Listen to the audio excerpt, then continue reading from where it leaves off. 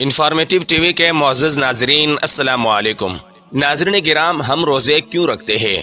رمضان المبارک رحمتوں اور برکتوں کا ایک ایسا مہینہ ہے جس میں 30 دن کے لیے شدید گرمی یا سردیوں میں ہم اپنی خالق کی خوشنودی حاصل کرنے کے لیے اپنے محبوب ترین چیزوں کو مکمل طور پر چھوڑ دیتے ہیں۔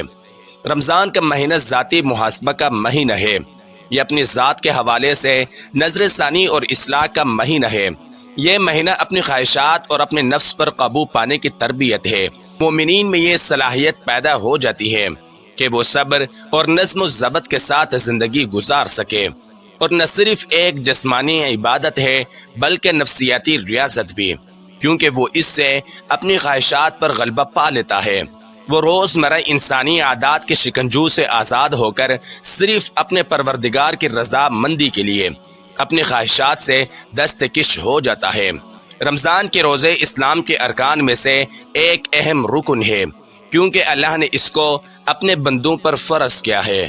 اللہ رب العزت فرماتا ہے، یا ایھا الذین آمنوا کتب علیکم الصیام کما کتب علی الذین من قبلکم لعلکم تتقون۔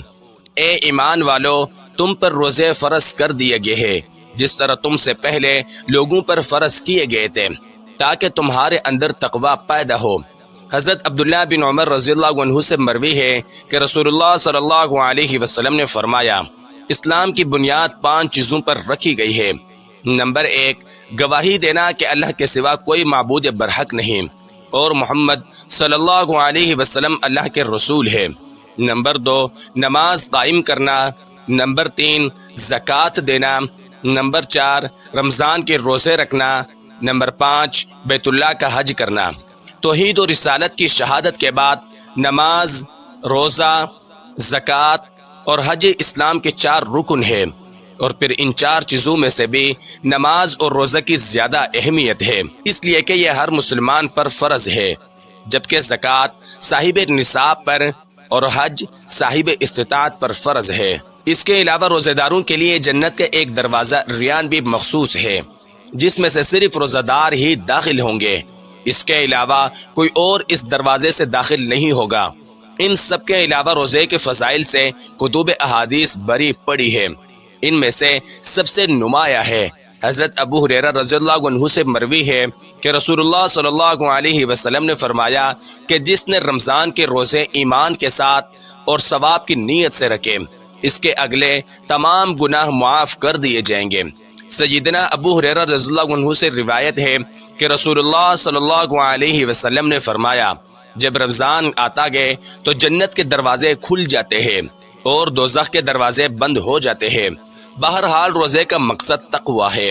اسی تقوی کے حصول کے لیے اس آخری امت پر سال میں 1 مہینے کے روزے فرض کیے گئے، اور روزے کا وقت طلوع صبح صادق سے غروب آفتاب تک رکھا گیا، اور یہ زمانہ اس دور کے عام انسانوں کے حالات کے لحاظ سے ریاضت و تربیت کے مقصد کے لیے بالکل مناسب اور نہایت معتدل مدت اور وقت ہے۔ پھر اس کے لیے مہینہ وہ مقرر کیا گیا جس میں قرآن کریم کا نزول ہوا، اور جس میں بے حساب برکتوں اور رحمتوں والی رات یعنی شب قدر ہوتی ہے۔ ظاہر ہے کہ یہی مبارک مہینہ اس کے لیے سب سے زیادہ مناسب اور موزوں زمانہ ہو سکتا تھا۔ رمضان المبارک میں خاص طور پر گناہوں سے پرہیز کرنا نہایت ضروری ہے۔ ہر مومن کو یہ طے کر لینا چاہیے کہ اس برکت و رحمت اور مغفرت کے مہینے میں آنکھ، کان اور زبان غلط استعمال نہیں ہوگی۔ جھوٹ، غیبت، جغل خوری اور فضول باتوں سے مکمل طور پر پرہیز کرے۔ یہ کیا روزہ ہوا کہ روزہ رکھ کر ٹیلی ویژن کھول کر بیٹھ گئے اور فحشی و گندی فلموں سے وقت گزاری ہو رہی ہے۔ کھانا، پینا اور جماعت جو حلال تھی، ان سے تو اجتناب کر لیا، لیکن مجلسوں میں بیٹھ کر کسی کی غیبت ہو رہی ہے، چغل خوری ہو رہی ہے، جھوٹے لطیفے بیان ہو رہے ہیں۔ اس طرح روزے کی برکات جاتی رہتی ہے۔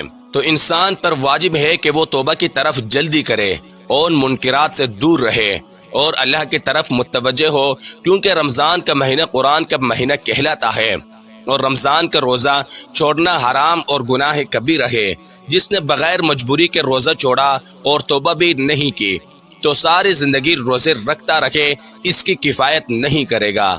اللہ تعالیٰ نے یہ مبارک مہینے اس لیے عطا فرمایا کہ 11 مہینے انسان دنیا کے دندوں میں منہمک رہتا ہے، جس کی وجہ سے دلوں میں غفلت پیدا ہو جاتی ہے، روحانیت اور اللہ تعالیٰ کے قرب میں کمی واقع ہو جاتی ہے۔ تو رمضان المبارک میں آدمی اللہ کی عبادت کر کے اس کمی کو دور کر سکتا ہے، دلوں کی غفلت اور زنگ کو ختم کر سکتا ہے، تاکہ اللہ تعالیٰ کا قرب حاصل کر کے زندگی کا ایک نیا دور شروع ہو جائے۔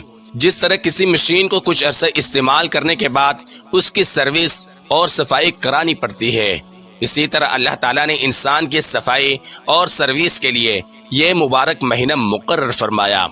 تقریباً اسی بات کو اس حدیث شریف میں بھی فرمایا گیا ہے جو ابن ماجہ میں حضرت ابو ہریرہ رضی اللہ تعالیٰ عنہ سے مروی ہے کہ رسول اللہ صلی اللہ علیہ وسلم نے فرمایا، لِكُلِّ شَيْءٍ زَكَاةٌ وَزَكَاةُ الْجَسَدِ الصَّوْمُ، ہر چیز کے لیے کوئی نہ کوئی زکوٰۃ یعنی صفائی ستھرائی کا ذریعہ ہے، اور بدن کی زکوٰۃ یعنی صفائی ستھرائی کا ذریعہ روزہ ہے۔